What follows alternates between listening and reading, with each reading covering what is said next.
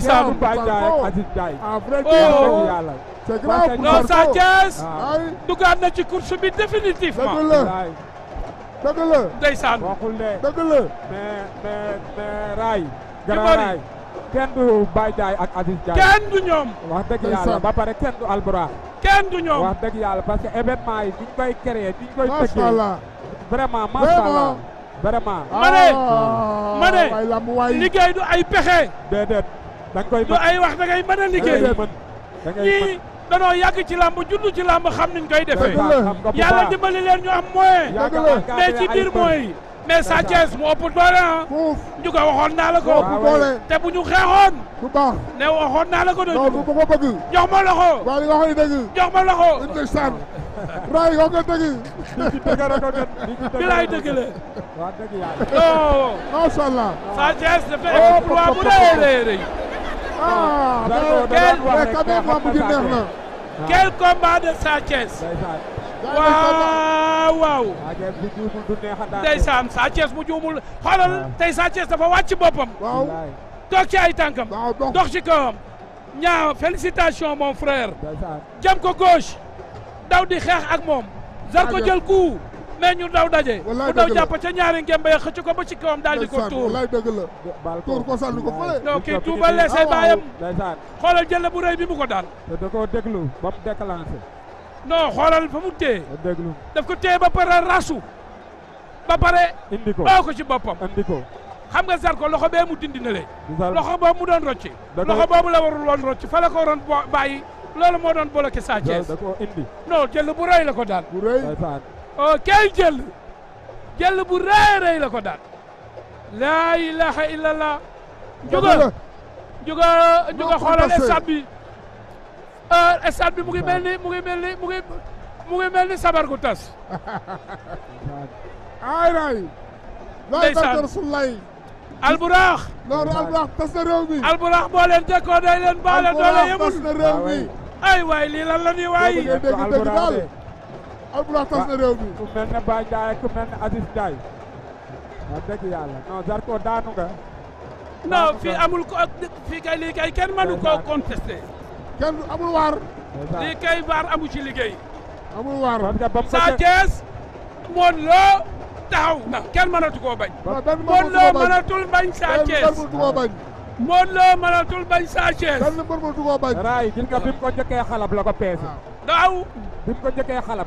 non du la ko ko peese. non xoolal booba peese na ko. booba peese xoolal na ko. non bi mu ñëwaatee mu Jimbori jàppaat. dëgg doole la xale waaw. ak doole mag du benn da ko ëppul doole waaw tey lii da ko ëppul doole bokkuñu ah non bokkuñu Zarko aussi il a mal lutté waaw tey dafa waroon a moytu Sa Thiès mais nañu waaw, wan jël bu mais njëkk daw bi. ko da ko waroon a daw Sa Thiès mbër la moo xam ne bu amee décision da nga koy daw bëre ci biir bëre mais boo dëggalee sa bopp mu te Sa tàggoo Thiès da nga doon bëree bëree wu ko tey tey daa wàcc dox non jël bu rëy la daan sax ndeysaan.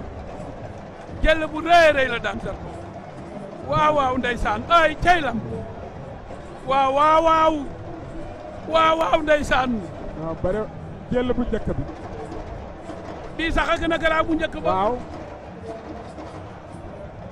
Zarko loxo yi féete kaw njuga moo dul yoon te loxo bale na le da koy mujj rocci loxo bale muy rocci moo baaxul danger la ci moom moo baaxul xoolal Sa Thiès ngi reculé di ko oo ci boppam fii jël bu boobu njëkk. daf ko bëgg a forcé waat daf ko bëgg a contre gis nga braquage bi gis nga braquage bi njuga xoolal braquage bi xoolal braquage bi xoolal lii njuga non quel combat de Sa Thiès il a bien lutté Jimbori daf ah ko braqué ko ah oui. daf ko jàpp ah braqué oui, ko war na ko très do- bien. da ko war na wañaar ko braqué doole, war na ko braqué bëree, loolu la ñu wax wax dëgg braqué yàlla. war na ko bëree war na ko doole.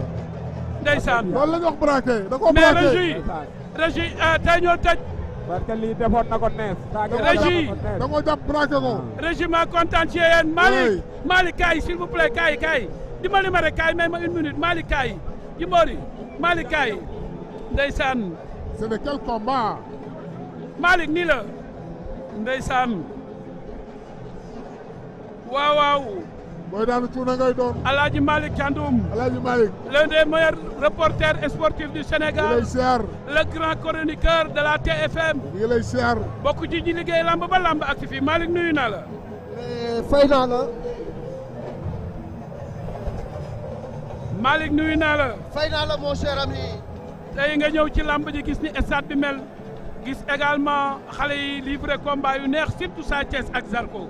waaw Sa Thiès Zarko combat la bu nga xam ne répondre na aux attentes des amateurs. parce que combat bi wax dëgg yàlla ñoom ñaar jox nañ ko ak jaay nañu ko. waajal nañ ko préparé nañ ko.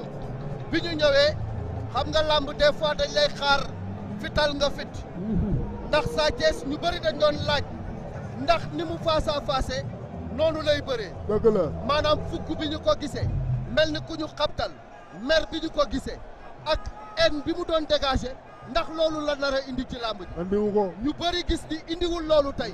dafa indi calme indi sérénité bi arbitre sifflé mu observé bi mu observé déclenché bi mu déclenché enchaîné bi mu enchaîné imposé doole. dëgg la la force le physique mais également la technique parce que bi mu ko jëkkee song dafa def 4 appui foofu jël amoon na ci sama gis-gis bu gàtt xooluma image yi mais sur la première action je présume que chute am na Sa Thiès ni arbitre yi lu ngeen gis ñu ni ko gisuñu dara mu ñu ay ca enchaîné bi mu enchaîné il a imposé le même rythme le même tempo à Zarko.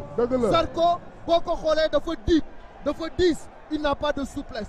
La souplesse, la puissance, la force et la vigilance étaient du côté de Sa Thiès. moo tax Sa Thiès dafa ñëw imposer ko li nga xam ne moom la indi moom la entraîné mooy maa la mën maa la ëpp doole. maa la imposer maa la gën a ñeme maa la gën a ñeme. tey même bagarre bi sax dama yaakaar ni Zarko daf ko daw ci combat bi. tey Sa Thiès def exploit extraordinaire.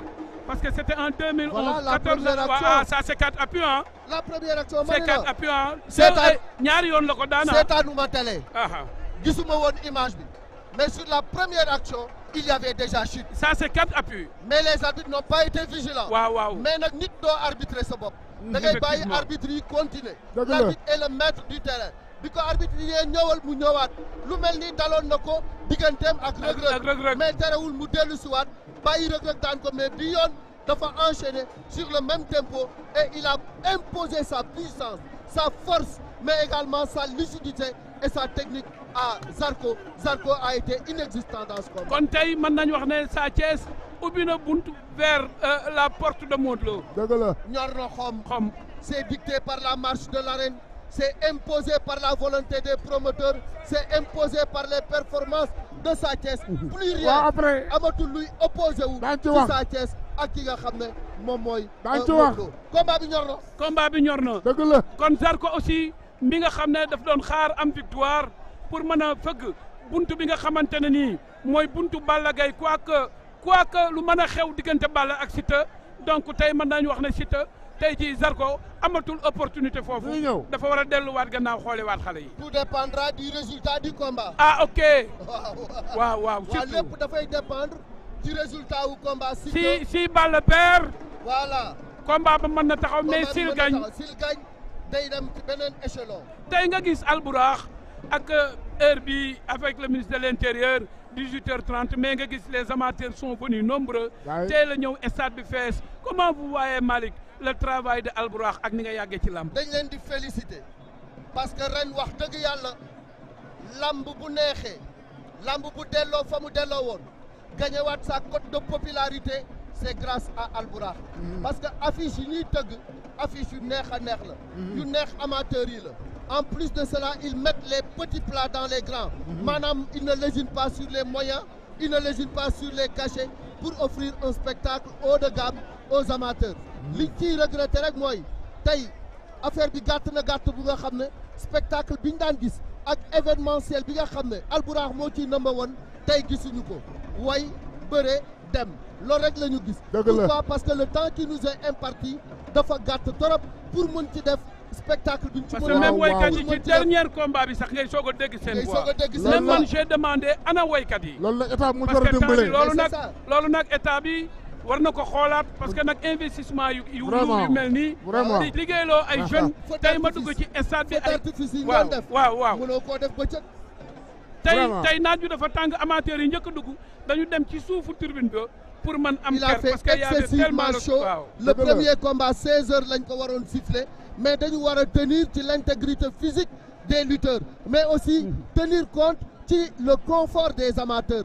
parce que am na heure yu nga xam ne ak température yu nga xam ne ñëw di ci compétir wax dëgg yàlla. daa métti dafa métti quoi dafa tàng. ay nit lañu. léegi laa koy wax. dafa tàng jër dafa tàng jër. mbër mu ci tuus tuus bu sax sa bopp sa boo dama ne ki imposé loolu la ko mais Malick Malick tey 22 ñu dund combat boo xamante ne nii lépp lu ci sénégalais yi doon xaar gis nañu ko mais Albourakh wala jëm également ci festival de la lutte 19-20 moo xam ne c'est une première dans l'histoire de la lutte.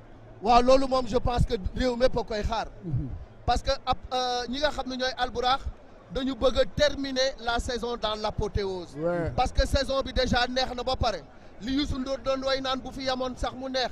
waaye du fi yam ñoom dañu bëgg bu ñuy jeexal ko 19-20 def lu nga xamante ni lu extraordinaire la déjà le face to face Siteu ak Balla Gaye c'est le 28 le 28 defar naa leen bande annonce bi ba pare donc face to face boobu bu ñu ci jógee enchaîné ak le grand combat je pense que y a rien de pareil. Albourakh a été tout simplement à la hauteur des attentes. Félicitations Albourakh a réussi.